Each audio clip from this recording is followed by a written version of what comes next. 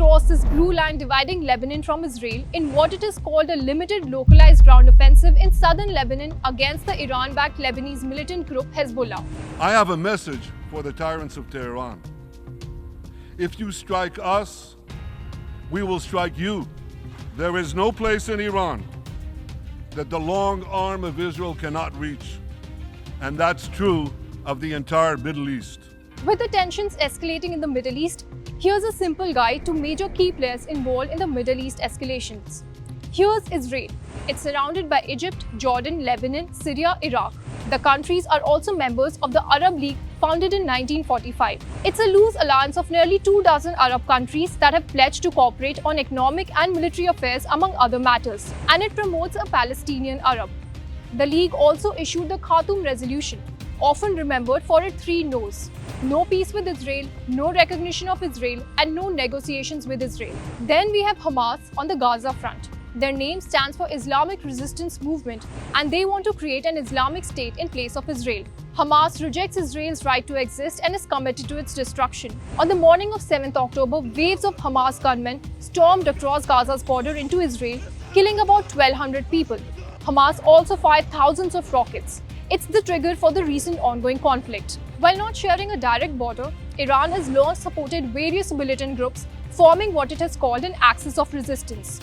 This includes Hezbollah, Hamas, and the Houthis in Yemen, all of whom are involved in the ongoing conflict with Israel. Hezbollah is on the Lebanon front. The name means Party of God, and it was set up by Iran's Revolutionary Guards in 1982 with the aim of fighting Israeli forces that had invaded Lebanon that year. You'd remember that recently there was a wave of explosions of communication devices, including walkie-talkies and strikes in Lebanon. Now most of their top leadership is either dead or facing severe setbacks. While Israel was attacking Hezbollah in Lebanon, it was also simultaneously unleashing waves of strikes against Houthi targets in Yemen.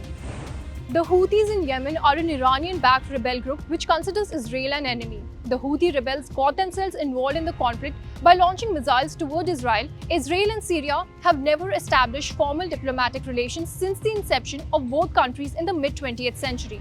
It also backs the so-called axis of resistance. Another country on the border here is Jordan, a US ally and one of the first Arab states to make peace with Israel. It is a state with a powerful internal security service that keeps close watch on the large communities of refugees it hosts from Syria and Iraq, as well as millions of residents of Jordan who are of Palestinian descent. Jordan has made conciliatory remarks, including on 28 September 2024 on the sidelines of the UN General Assembly.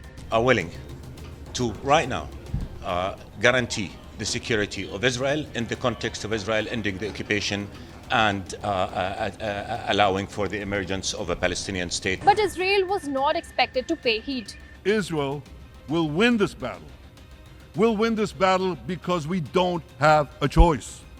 After generations in which our people were slaughtered, remorselessly butchered, and no one raised a finger in our defense, we now have a state. We now have a brave army, an army of incomparable courage, and we are defending ourselves.